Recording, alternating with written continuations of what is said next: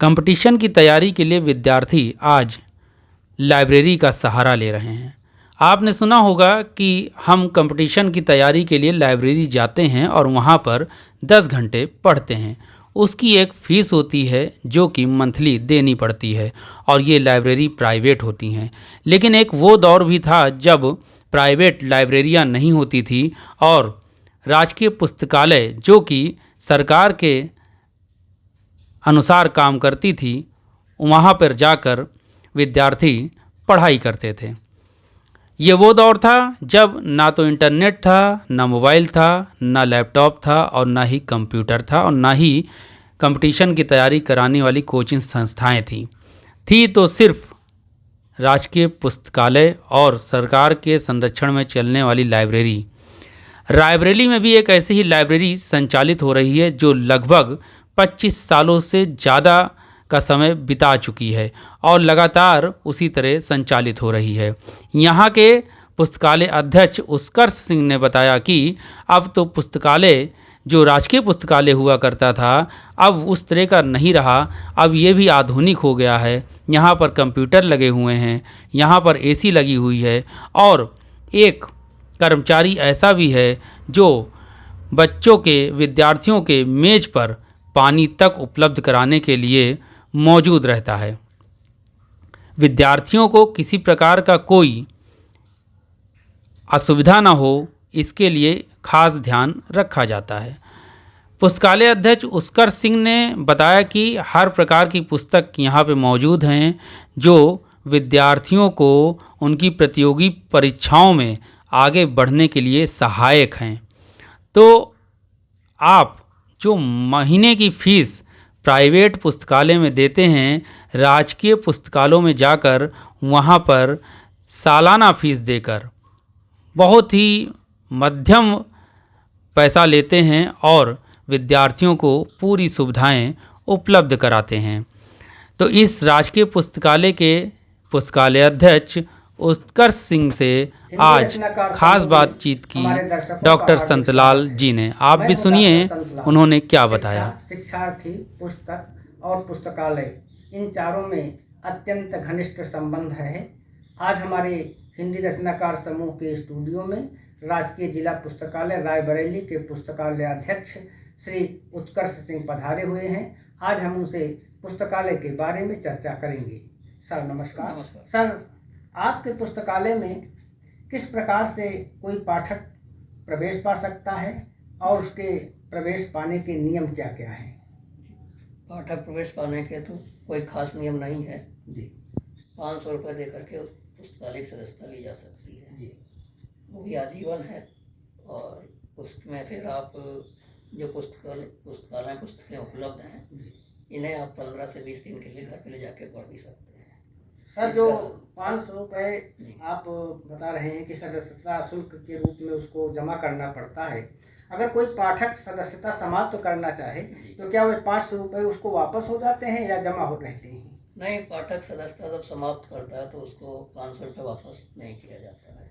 500 रुपये आप वापस नहीं करते वापस हैं? नहीं किया जाता। सर, आपके पुस्तकालय में किस किस प्रकार की पुस्तकें उपलब्ध हैं? जन सामान्य के हिसाब से लगभग हिंदी साहित्य, अंग्रेजी साहित्य जी। और कहानी, उपन्यास, नाटक, निबंध, ये पुस्तकें तो उपलब्ध हैं और काफ़ी अच्छी अच्छी पुस्तकें उपलब्ध हैं। साथ में धार्मिक पुस्तकें भी उपलब्ध हैं। जी। वर्तमान में प्रतियोगी छात्रों की मांग ज़्यादा रहती है पुस्तकों की, प्रतियोगी पुस्तकों की। जी। इसको देखते हुए थोड़ा पुस्तकें कम है लेकिन फिर भी व्यवस्था की जा रही है। सर, आपके पुस्तकालय में लगभग कितनी पुस्तकें इस समय होंगी? लगभग क्या वर्तमान में 40,000 किताबें उपलब्ध हैं। जी। सर, आजकल यह देखा जा रहा है कि विशेष रूप से नौजवानों में कि उनके पुस्तकों के प्रति रुचि कम होती जा रही है। जब से मोबाइल का युग आया है तब से हर विद्यार्थी, हर नवयुवक कोई चीज़ जब ढूंढना होता है तो मोबाइल की ओर झुक जाता है, गूगल बाबा की ओर चला जाता है। ऐसे में आज के संदर्भ में आप पुस्तकों की प्रासंगिकता को किस प्रकार से देखते हैं या पुस्तकालयों की प्रासंगिकता को किस प्रकार से देखते हैं? देखिए, पुस्तकों की प्रासंगिकता तो वर्तमान में बनी हुई ही है। लोगों की धारणा बदल चुकी है मोबाइल आने की वजह से। जी लेकिन जैसे आजकल कहना नहीं चाहिए, फास्ट फूड वाला ज़माना चल रहा है। जी लोग कट एंड पेस्ट करना जानते हैं, जी लेकिन आपको कट करने के लिए पुस्तकालय में आना ही पड़ेगा, तभी आप पेस्ट कर पाएंगे। मोबाइल से आप कट पेस्ट नहीं कर सकते हैं। सर, इस पुस्तकालय की स्थापना किस सन से हुई थी? सन 1983 से। तो सर 1983 से लेकर के अब तक आपके पुस्तकालय की क्या क्या उपलब्धियां रही हैं? अब 1983 से लेके अब तक काफ़ी कुछ बदलाव आ गया है। जी स्टार्टिंग में तो हम मान लीजिए हम 2015 से यहाँ पे हैं, जी तो पाठकों की संख्या भी निरंतर बढ़ी रही है। जी। वर्तमान में हमारे यहाँ करीब 1100 पाठक रजिस्टर्ड हैं, जी जिसमें से 300-400 पाठक तो रेगुलर आते ही हैं, जी जो कि पुस्तकों का लाभ भी लेते हैं, पुस्तकें अपने घर भी लेके जाते हैं। जी बाकी डेली पढ़ने वाले बच्चों में 60 से 70 की संख्या रहती है। जी। कोशिश इसकी है कि हम उसको 90 से 100 तक पहुँचा लें। आपके पुस्तकालय में वाचनालय भी है, जी। तो सर कौन कौन से अखबार आपके यहाँ आते हैं? अब 6 अखबार आते हैं, जी जिसमें हिंदुस्तान, दैनिक जागरण, अमर उजाला, राष्ट्रीय सहारा और दैनिक आज। बच्चों के कंपटीशन के लिए द हिंदू आता है। जी। सर, हमारे देश में बच्चों के लिए बहुत कम कार्य होते हैं, बच्चों के लिए बहुत कम कविताएं लिखी जाती हैं, बच्चों के लिए बहुत कम फिल्में बनती हैं। मैं जानना चाहता हूं कि आपके पुस्तकालय में बच्चों के लिए क्या व्यवस्था है? बच्चों के लिए बच्चों की पुस्तकें उपलब्ध हैं, अच्छा।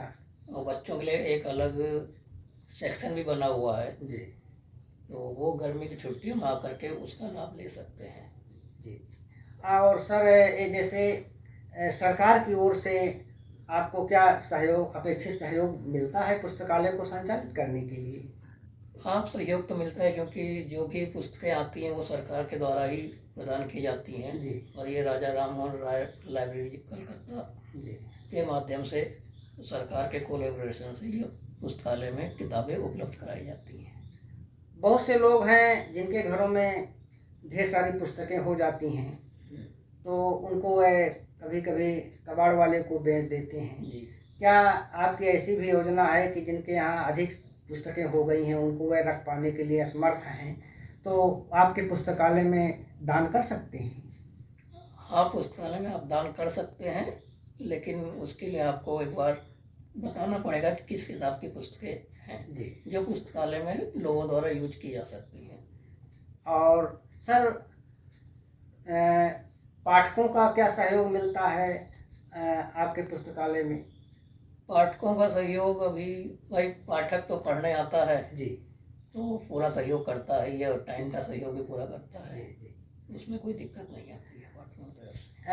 आजकल वृद्धों में भी देखा गया है कि उनमें भी मोबाइल चलाने की लत पड़ती जा रही है। एक समय था जब वृद्ध लोग शाम के समय पुस्तकालयों में जा कर के पुस्तकें पढ़ते थे, जी। अब आजकल वे भी जो है मोबाइल चलाने लगे हैं। जी। तो वृद्धों के लिए ऐसी कोई व्यवस्था आपके यहाँ है कि वृद्ध शाम को 4 बजे 3 बजे जा कर के अपना पठन पाठन कुछ न कुछ कर सकें? अब पठन पाठन के लिए तो पूरा टाइम ही रहता है, 10 से 5 किसी समय आ सकते हैं। जी।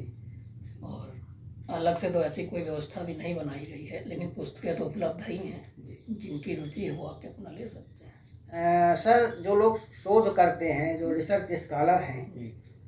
तो उनके लिए तो पुस्तकों का बड़ा महत्व है। जी। उनको संदर्भ ग्रंथ के रूप में भी पुस्तकें चाहिए और उनको अपना ज्ञान बढ़ाने के लिए भी पुस्तकें चाहिए।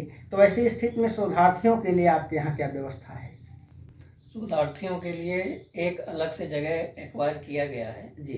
तो वो चाहे तो वहाँ पे बैठ के अपना शोध कार्य यानी रिसर्च कॉर्नर आपने बनाया हुआ है। जी जी। उसमें बैठ के वहाँ पे आके अपना यूज कर सकते हैं। सर, पुस्तकालयों में लड़के भी आते हैं, लड़कियां भी आती हैं, तो क्या आपके पुस्तकालय में लड़के और लड़कियों के लिए अलग अलग बैठने की व्यवस्था है कि सब एक साथ बैठते हैं?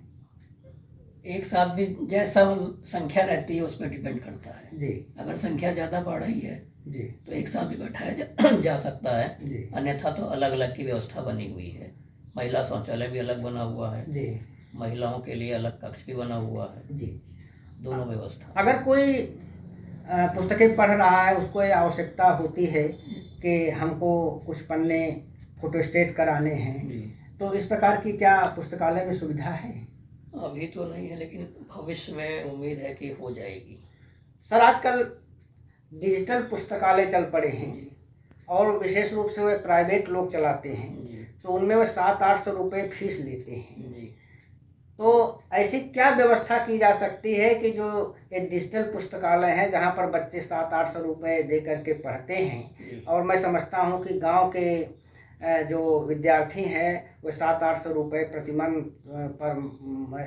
प्रतिमाह जो है उसको अफोर्ड नहीं कर सकते हैं। तो क्या आपका पुस्तकालय ऐसी कोई योजना चलाना चाहता है कि अधिक से अधिक बच्चे जो है, अधिक से अधिक छात्र जो है डिजिटल पुस्तकालय की ओर न जा करके आपके पुस्तकालय में आ सकें?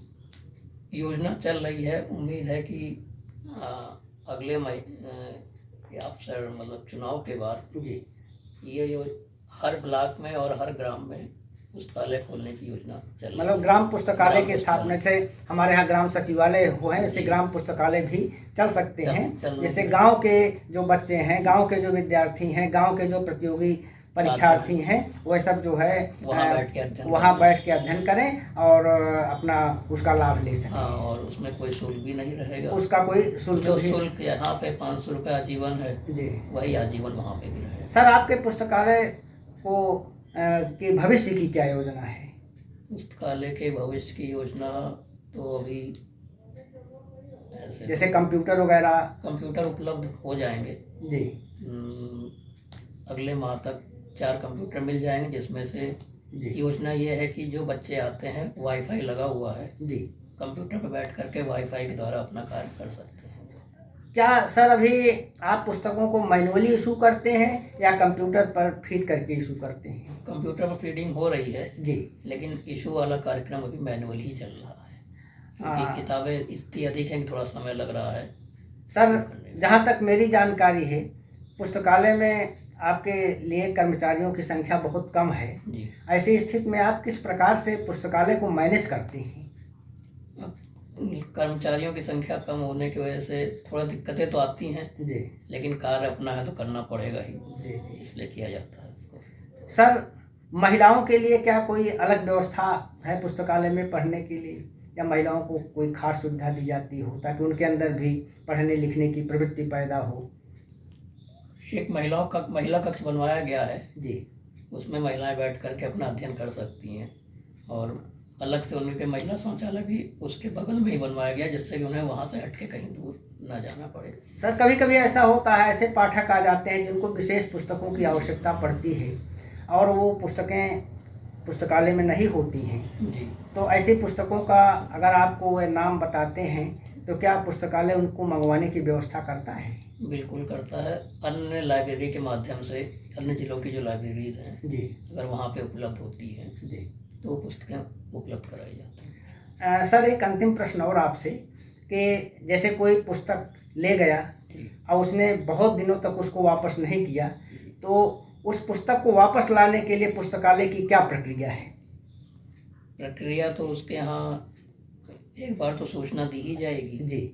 अन्यथा फिर हमारे यहाँ पुस्तकालय में कमेटी का अध्यक्ष डीएम होता है जी। जिलाधिकारी जी। तो जिलाधिकारी को हम सूचित कर देंगे, जी। बाकी कार्य फिर जिलाधिकारी करेंगे।